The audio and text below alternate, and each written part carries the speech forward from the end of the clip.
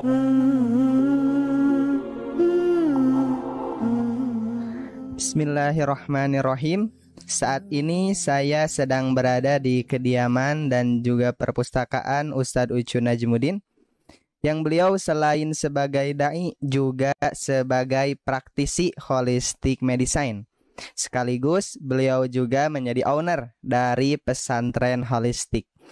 Nah, sebelum itu saya sapa terlebih dahulu. Assalamualaikum Ustadz, apa kabar Ustadz? Bagaimana kondisi Ustadz nih dari awal pandemi sampai saat ini Ustadz? Alhamdulillah, kabar baik sekeluarga semuanya, juga jamaah yang ada dimanapun berada. Pada saat ini saya dalam keadaan sehat walafiat. Dari mulai awal pandemi sampai saat ini belum pernah belum pernah meninggalkan aktivitas saya. Selain memberikan penyuluhan-penyuluhan kepada jamaah, kemudian menyapa jamaah di berbagai daerah yang membutuhkan penguatan-penguatan spiritual, penguatan-penguatan mental, bukan saja dalam konteks dalam keadaan kondisi yang sudah normal, justru yang dibutuhkan adalah pada saat ketika tidak normal. Dan pada saat ini, sampai saat ini alhamdulillah, dari berbagai pelosok saya datangi, terutama di Jawa Barat secara khusus, kemudian daerah-daerah lain di luar Jawa Barat, kita mendatangi masyarakat-masyarakat dan jamaah yang mereka juga bukan saja butuh asupan secara ekonomi, tetapi mereka juga tetap, walaupun ada pandemi, masih membutuhkan kajian-kajian, masih membutuhkan dorongan-dorongan, motivasi dari para dai dan mubalik dimanapun berada. Terima kasih semuanya. Mudah-mudahan wawancara ini menjadikan sebuah wawancara yang akan memberikan sebuah semangat hidup ke depan dan Indonesia lebih baik. Alhamdulillah berarti ya Ustadz ya, dari awal pandemi Ustadz sehat terus dan juga terus berjalan menyusuri tiap daerah-daerah dan juga wilayah sebagai bentuk lahan dakwah kita nih, apalagi pada saat sekarang di kondisi pandemi. Nah, mungkin sekarang Ustadz ada sedikit nih wawancara, pertanyaan-pertanyaan yang mungkin ini menjadi kebutuhan bagi tiap orang nih, apalagi sekarang pada saat pandemi yang bisa dikatakan belum juga usai di Indonesia. Ada beberapa pertanyaan Ustadz yang mau diajukan nih untuk kesempatan kali ini. Yang pertama Ustadz, tren virus Omikron nih sekarang lagi naik dan bahkan konon katanya Omikron ini mengamuk Ustadz. Dan mulai ada lagi nih PPKM sehingga aktivitas dan juga kegiatan diberhentikan kembali. Ini pandangan Ustadz terkait ini seperti apa Ustadz? Ya, jadi virus ini diundang dan tidak diundang tetap akan ada gitu kan. Yang namanya penyakit ini di dalam hadis dikatakan oleh Rasulullah SAW, ma anjalahu da ila anjalahu dawa. Kalau Allah sudah menurunkan sebuah penyakit, termasuk mungkin bakteri, virus ataupun apapun, maka itu tidak akan dicabut, tetapi yang ada Allah siapkan obatnya. Nah, mensikapi dan pandangan saya melihat begini. Ketika ada sebuah narasi yang mengatakan bahwa virus sekarang lebih mengamuk ataupun tidak, itu tergantung cara pandang dan pengalaman seseorang. Kenapa cara pandang dan pengalaman seseorang akan mempengaruhi? Seperti ada ombak yang tinggi, ada ombak yang sedang menggelagar, itu cara pandang orang itu akan berbeda. Bagi orang yang dia sebagai peselancar, maka ombak ini akan dijadikan sebuah apa? Sebuah tantangan. Dia dijadikan, mungkin orang peselancar itu ombak ini dinanti gitu kan. Kenapa? Karena dia dapat melakukan segala ataupun melakukan selancarnya dengan mengeluarkan kemampuan dirinya. Tapi bagi orang yang dia punya pengalaman paranoid, kemudian punya pengalaman traumatik, mungkin ombak yang tinggi itu akan menjadi sebuah ketakutan. Jadi ketika tren Omikron ini muncul lagi, kemudian tren virus itu naik, menurut saya adalah bagaimana cara pandang dan pengalaman seseorang ketika mensikapi berbagai persoalan hidup. Makanya kalau sekarang disebut ngamuk, ya ngamuk kata siapa gitu kan. Tapi bagi orang tertentu mungkin saat ini ya biasa-biasa aja. Kenapa? Karena emang cara pandang ini yang harus menjadi catatan. Jadi dalam this is your mind. Bagaimana cara pandang kita gitu kan. Cara pandang seseorang itu akan mempengaruhi sekali. Kemudian yang selanjutnya kita harus bisa memberikan sebuah jawaban bahwa ketika ada orang yang mengatakan bahwa ini bahaya, ini sudah tidak bahaya, kemudian mereka mengatakan ini netral, saya kira tidak ada masalah. Kenapa? Karena perbedaan pendapat tentang virus ini, ada yang mengatakan bahaya dan tidak bahaya, termasuk yang diterima ataupun yang termasuk yang dirasakan oleh para dai, yang saya rasakan sendiri bagaimana. Maka dengan demikian, ketika ada orang yang berpandangan berbeda bahwa ini sudah tidak bahaya, kemudian ini berbahaya, kemudian dia mengatakan 50-50, ini harus diterima. Kenapa? Karena perbedaan itu jangankan dalam konteks masalah keilmuan, dalam masalah penyakit. Perbedaan itu orang berbeda pendapat di dalam ibadah saja itu ada, apalagi nabinya satu. Orang tidak meyakini adanya Tuhan saja ada gitu kan. Jadi jangan memaksa orang harus percaya semua apa yang terjadi gitu kan. Ketika orang ada yang mengatakan saya tidak percaya kejadian ini, ya biarkan aja. Begitupun ketika ada orang yang dia itu percaya 100% pun, ya dibiarkan aja. Kenapa? Karena yang harus diterima oleh kita adalah bagaimana seseorang itu merasa damai dan menerima sebuah perbedaan. Ya, jadi kita harus bisa membuat bahwa sesuatu itu harus diterima dengan damai lah. Ketika ada yang mengatakan, ya ini seperti ini, kemudian yang ini kayaknya sudah tidak ada lagi pandemi, kemudian virus ini tidak terlalu bahaya, terima aja dengan damai, tidak perlu ada eksekusi apapun. Karena apa? Karena kan kita udah tahu, ikhtilafu ummati rahmah. Ya, perbedaan umat itu adalah rahmat. Nah, ketika ada cara pandang yang berbeda tentang virus ini, mudah-mudahan aja jadi rahmat. Mungkin bagi orang yang mengatakan sekarang udah nggak pandemi, virusnya ada, tapi mungkin sudah tidak terjadi pandemi, mungkin akan menguatkan mental bagi sebagian masyarakat. Atau bagi orang tertentu yang mengatakan masih dia punya prinsip bahwa pandemi ini ataupun virus ini semakin bahaya, bagi orang tersebut mungkin bisa saja dapat lebih berhati-hati. Jadi saya kira kita harus memiliki hati yang damai, hati yang luas untuk menerima sebuah perbedaan, dan tidak perlu ada semacam wah ini kalau dia begini harus dieksekusi begini, kemudian harus mendapatkan punishment begini. Nggak perlu. Ketika ada orang yang dia itu merasa bahwa dirinya damai dengan kondisi sekarang, maka kita terima. Jadi kita lakukan sesuatu yang terbaik. Jadi saya kira itu poinnya di sana. Jadi poin yang pertama terlalu tergantung cara pandang dan pengalaman. Poin yang kedua adalah ketika ada perbedaan pendapat tentang masalah ini, diterima saja. Yang penting hati kita damai bagaimana memahami kondisi dan situasi. Begitu. Ya baik Ustaz. Nah kalau misalkan yang kedua nih Ustaz, pertanyaannya sekarang kan mulai lagi nih PPKM, sehingga kegiatan dan juga aktivitas diberhentikan kembali. Nah ini kiranya apa nih dampak PPKM ini terhadap dunia pendidikan dan juga dakwah Ustaz? Sangat besar sekali. Leveling ataupun PPKM yang terjadi pada saat ini, baik itu dari awal pandemi ataupun sampai yang terbaru saja sekarang, itu sangat berpengaruh sekali. Makanya ada sebuah kitab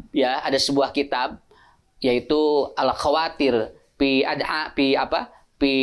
Qawil Quran. Itu di dalam kitab itu disampaikan bahwa ternyata al-hawaul muhimmu, ya, bahwa ternyata ada dampak yang sangat penting sekali terhadap proses musibah ini. Yang pertama adalah dampak terhadap al-iqtisad. Iqtisadiyah itu ekonomi. Secara ekonomi ada dampak. Kemudian yang kedua as-sihah, terhadap kesehatan. Kemudian yang ketiga adalah at-tarbiyah, terhadap pendidikan. Dan at-tarbiyah itu juga ada dua. Satu, tarbiyatul madrasah, bagaimana pendidikan di lembaga sekolah. Yang kedua adalah at-tarbiyah fi majlisil ilmi, di majelis-majelis ta'lim. Sangat berpengaruh sekali. Kenapa? Karena dampak ini terasa sekali. Baik itu secara ekonomi, baik itu secara kesehatan.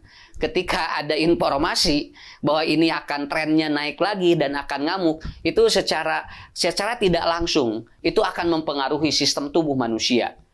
Padahal kemarin kita sudah mengatakan sudah enak banget gitu kan.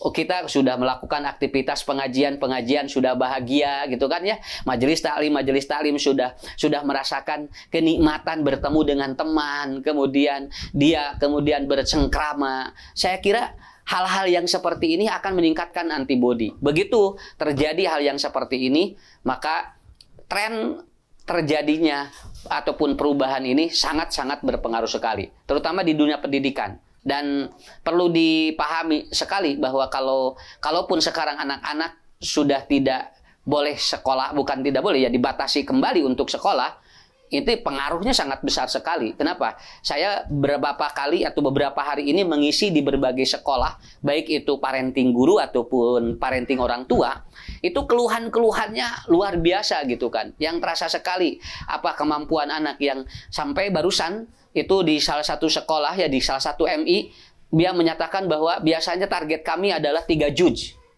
Ya, sekarang itu 1 juz juga nggak sampai tercapai gitu kan. Kenapa? Karena adanya sekolah yang tidak konsisten, begitu kan? Yang kembali kemudian terjadi hal yang seperti ini. Kemudian daya tangkap anak-anak juga menurun. Padahal secara teori ya, dalam salah satu kitab Zhangpu Traditional Medicine ya, itu disebutkan anak-anak ini memiliki antibodi yang sangat bagus. Kalaupun mereka melakukan aktivitas gitu kan, itu saya kira tidak ada masalah. Kenapa? Karena anak-anak ini satu, dia adaptif atau takkifiyah. Dia memiliki adaptasi yang sangat kuat. Yang kedua, anak itu lost mind. Di dalam buku itu disebutkan anak-anak ini kuat antibodinya. Kalaupun dia sekolah, melakukan aktivitas, apalagi di bawah usia 12 tahun gitu kan, itu memiliki, atau dia itu yang kedua lost mind. Dan itu lost mind ini akan mempengaruhi terhadap apa? Terhadap ri'anatu takmiyah, yaitu bagaimana kondisi paru-paru yang elastis, gitu kan.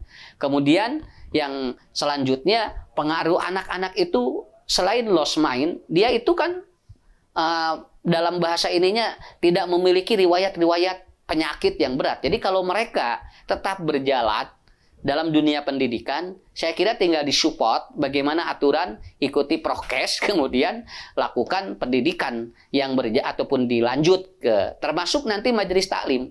Majelis taklim tinggal diprokes aja, tidak perlu dihentikan begitu kan. Kenapa? Dampak perhentian majelis taklim itu sangat luar biasa. Bukan saja kepada para mubalig, tapi bukan saja kepada para dai, jamaah pun terjadi kemerosotan dalam dalam pemahaman agama. Ini sangat luar biasa. Saya bicara di sini tidak ada kepentingan apapun, tapi kepentingan karena setiap hari bertemu dengan jamaah dan bagaimana menenangkan jamaah, menguatkan jamaah agar mereka lebih kuat dan lebih dekat terhadap Allah. Dan itu tugas dari para dai dan mubalik. Tapi kalau aktivitasnya dihentikan ya dampaknya luar biasa sekali, begitu kan.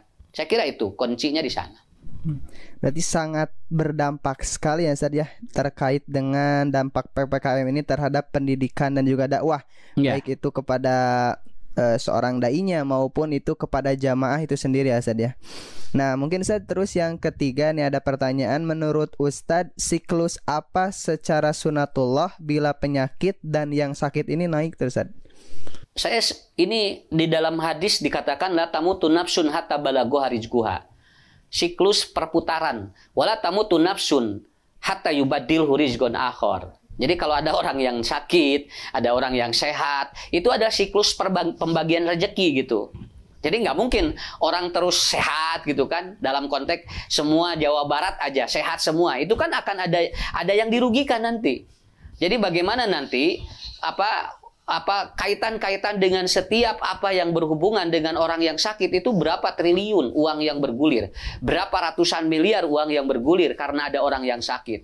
Jadi ketika ada orang sakit, siklus orang sakit naik, itu adalah sunatullah. Dan tidak perlu menjadi sebuah perdebatan. Karena emang sunatullahnya begitu. Zaman Umar juga begitu. Makanya Rasul selalu mewasiatkan kepada Umar. Ketika ada orang yang sakit, Fabasyarohu bin nafas, kata Rasulullah. Beri kabar gembira orang yang sakit itu. Malah orang yang sembuh juga, orang yang sehat harus dikasih motivasi. Jadi udah bahasa Sunda motong disingsenan wae gitu kan. Kalau terus ditakut-takuti, nanti antibodi orang itu akan lemah. Jadi ini la tamutu nafsun hatta yubaddilhu rizqan akhar. Jadi nanti akan ada perputaran rezeki, pembagian rezeki dari Allah sangat bagus sekali. Nah, contoh ya, saya seringkali mengatakan di beberapa mimbar, jangan dianggap enteng. Dengan adanya pandemi, mungkin akan terjadi ada orang yang kaya, jadi mendadak kaya, mungkin ada yang sedang terpuruk, semua akan terjadi proses itu. Makanya kalau ada orang yang sembuh, ya, atau kalau orang semua sakit, itu juga akan terjadi goncangan. Semua sehat juga akan terjadi goncangan. Bagaimana kalau seandainya saya Jawa Barat syariat sadayana, rumah sakit ngaharulang, klinik tidak akan laku, pasar-pasar kemudian toko obat, belum lagi apoteker, belum lagi toko farmasi, pengusaha farmasi akan berhenti, dia akan mungkin menghentikan bagaimana dia memproduksi obat-obatnya. Semua harus terkondisikan oleh Allah. Makanya di Quran, walaili ataupun walaili idza yagsha wan nahari idza tajalla. Pada saat ada malam, maka datang pun siang. Ketika ada siang, beginilah terus. Khalaqal azwaj, selalu berdampingan antara laki-laki dan perempuan. Kenapa? Karena kalau satu jenis saja, itu tidak akan menjadi sebuah kekuatan. Kenapa rumah tangga bisa kuat? Karena yang satunya perempuan, yang satunya laki-laki. Coba kebayang nggak? Kalau rumah tangga dua-duanya laki-laki, walaupun gagah dua-duanya, itu tidak akan mendapatkan sebuah kekuatan karena tidak akan melahirkan keturunan. Atau dua-duanya perempuan, itu tidak akan ada kekuatan. Kekuatan itu karena ada dari siklus yang berbeda, dari variabel yang berbeda. Jadi dengan demikian, ketika ada siklus yang naik, itu adalah sebuah kekuatan. Kalau ada yang sakit naik, itu membuat kekuatan rezeki bagi yang lain. Jadi bagi dai ini, sesuatu itu sudah disetting skenario Allah lah. Kalaupun nanti ada orang yang membuat skenario untuk menguntungkan dirinya, itu saya kira insya Allah nggak perlu didoakan, nanti juga oleh Allah akan diberikan sebuah ancaman yang tidak hanya dibawa ke akhirat, di dunia pun akan didapatkan oleh dirinya. Jadi saya kira itu siklus ini secara sunatullah untuk menguatkan dunia, untuk menguatkan stabilitas ekonomi, untuk menguatkan perputaran rezeki agar selalu bergerak sesuai dengan kehendak Allah.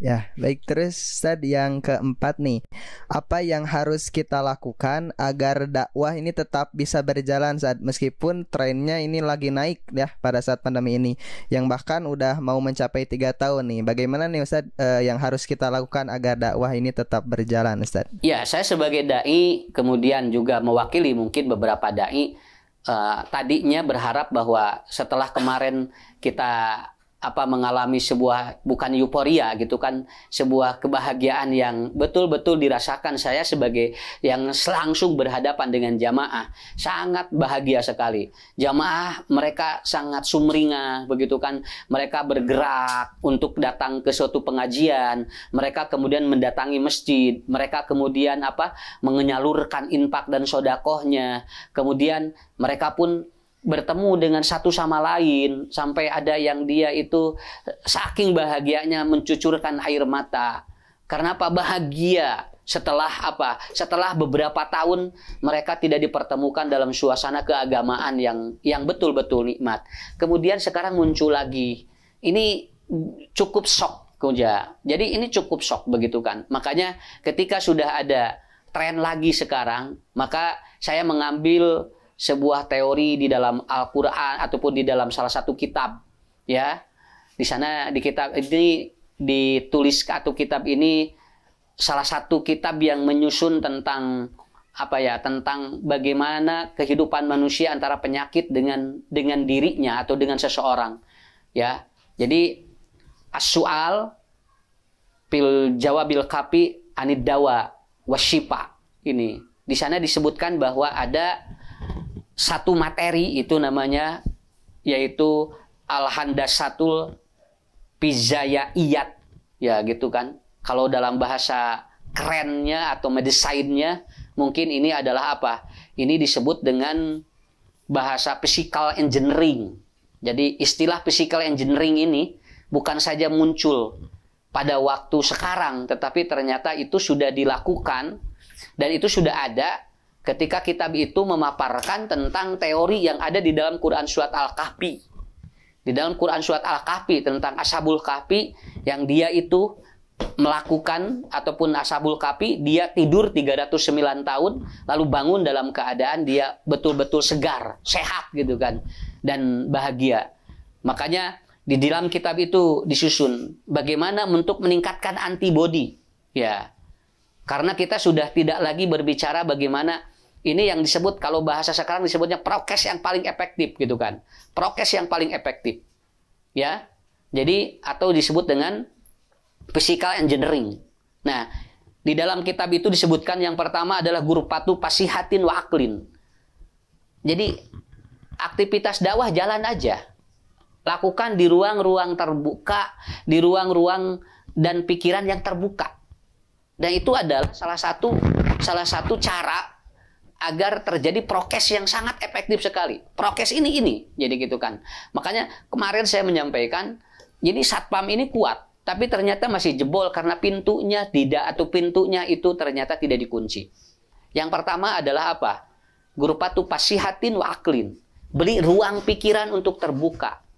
Dia beri ruang yang betul-betul membuat dirinya itu nyaman. Kalau pengajian, lakukan di outdoor gitu kan. Lakukan atau kemudian suruh dia tenang. Makanya Ashabul Kahfi, kenapa dia bangun? Kenapa dia itu sehat? Karena dia ditidurkan oleh Allah 309 tahun.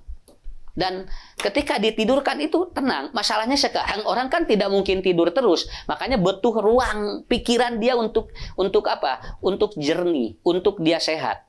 Itu yang pertama. Kemudian yang kedua adalah al-hawa'ut tolak. Al-hawa'ut tolak itu artinya apa?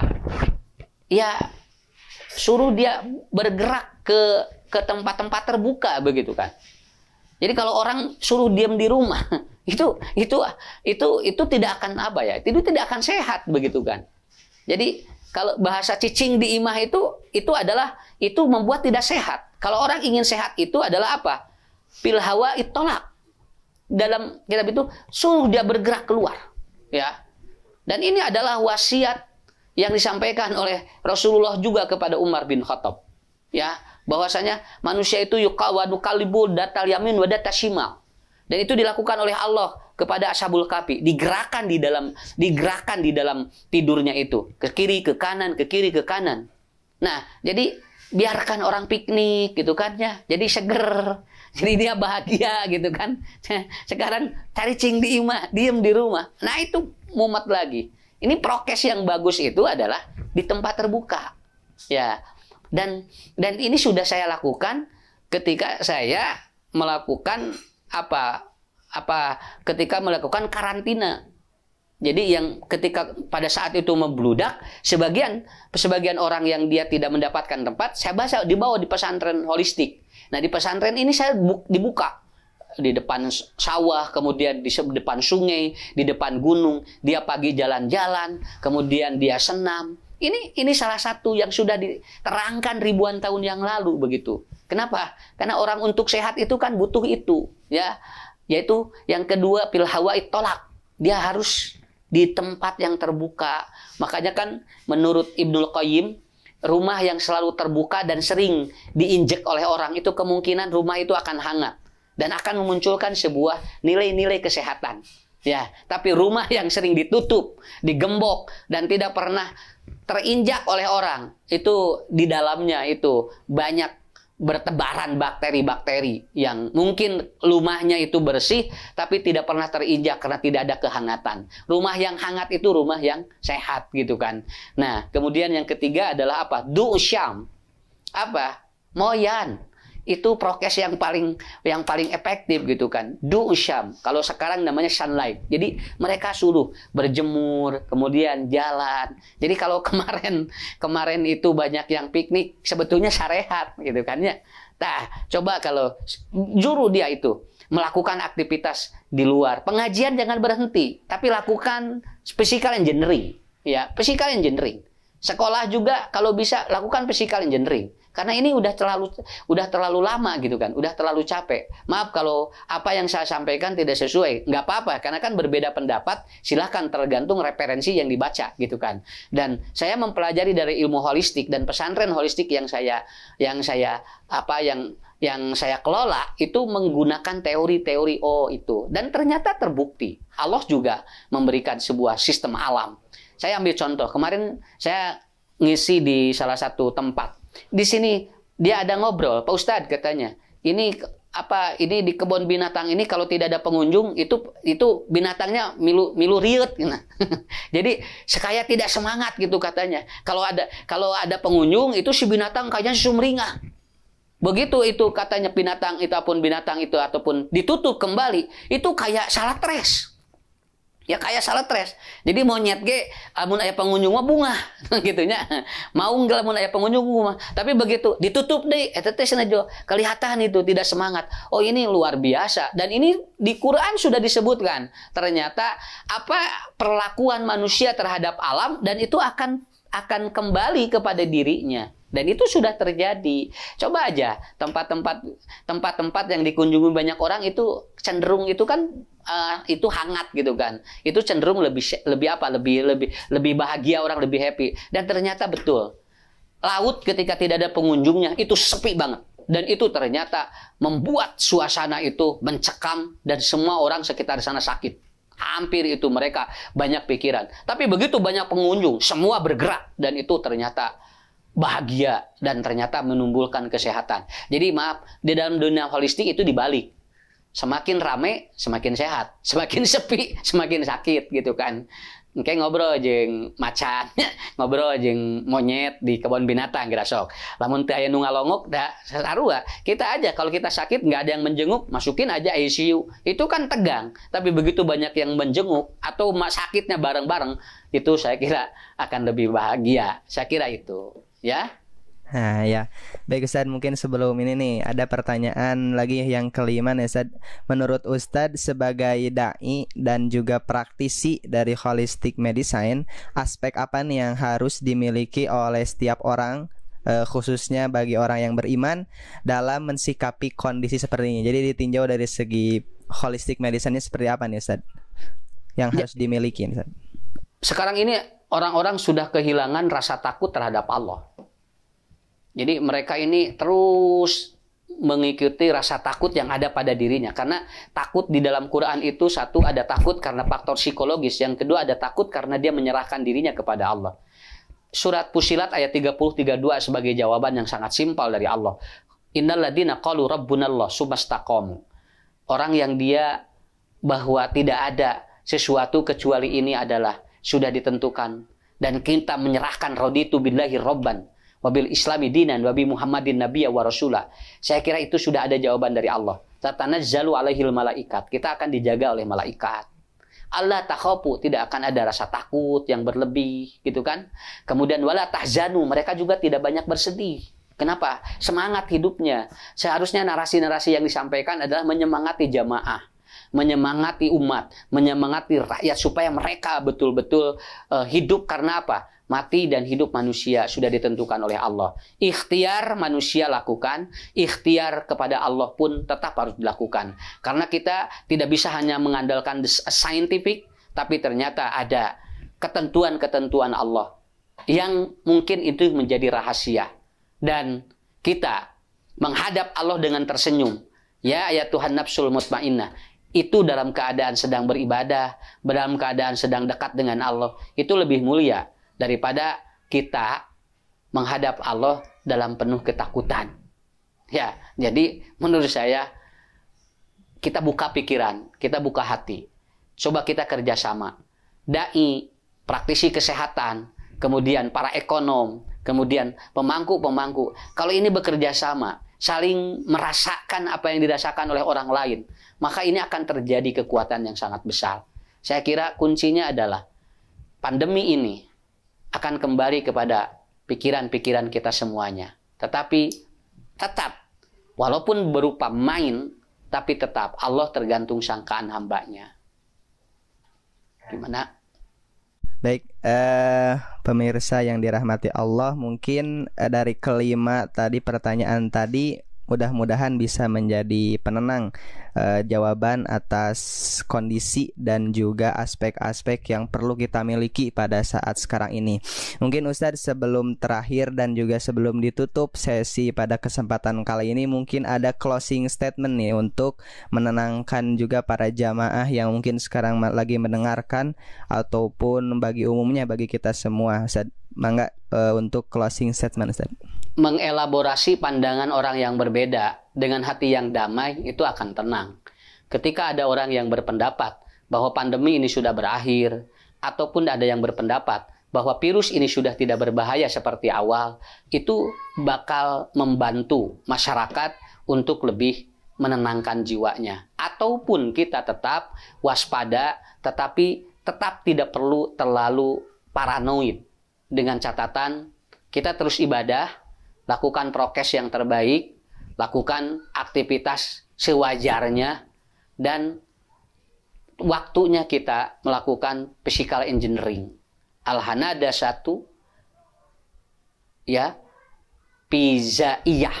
Jadi, lakukan physical engineering, yaitu dengan melakukan aktivitas yang ada di dalam Quran, sebagaimana Allah lakukan terhadap Ashabul Kahfi.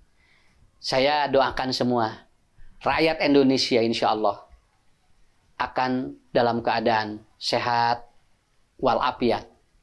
Kita berdoa mudah-mudahan mereka yang bekerja di praktisi kesehatan, di medis, mereka juga bekerja untuk keselamatan dan kesehatan semua. Maka saling mendoakan dan saling memahami adalah kata kunci untuk menghadapi kondisi saat ini. Hiduplah dengan damai, hiduplah dengan bahagia, silahkan lakukan aktivitas, tidak perlu kita merasa takut karena ajal manusia itu sudah ada catatan di Lauhil Mahfuz, kapan dia akan menghadap Allah dan kapan dia akan dipanjangkan umurnya oleh Allah. Terakhir dari saya berdoa, Allahumma ahsin akibatana fil umuri kulliha. Ya Allah, jadikan ending kehidupan kami ini yang terbaik. Wajirna min khizyid dunya. Ya Allah, aku berlindung kepadamu dari musibah-musibah dan bencana-bencana yang tidak baik bagi kami. Wa adabil akhirah, dan nanti bagaimana kita diselamatkan dari adab-adab akhirat. Saya kira mohon maaf apabila wawancara ini kurang berkenan, tetapi intinya ini adalah menjawab kegalauan jamaah. Saya tidak menyebutkan masyarakat secara umum, tapi jamaah-jamaah yang sering bertemu dengan saya di pengajian dan kembali untuk ditutup-tutup kembali bagian-bagian tertentu. Dan ini saya harus jawab dengan kemampuan saya sebagai dai dan kemampuan saya membaca situasi, juga kemampuan dari bagaimana saya mempelajari ilmu-ilmu itu. Saya doakan semuanya dalam keadaan Allah memberikan berkah kepada kita semuanya. Bagi seorang mukmin, sehat dan sakit adalah sebuah anugerah dari Allah. Sakit akan mengkifarati dosa, sehat adalah bagian daripada kita untuk meningkatkan syukur kita. Terima kasih semuanya, dari manapun berada, baik itu yang ada di Indonesia ataupun di luar Indonesia. Mudah-mudahan yang mendengarkan dan menonton wawancara pada saat ini semakin tenang, semakin bahagia, semakin husnul khatimah. Assalamualaikum warahmatullahi wabarakatuh.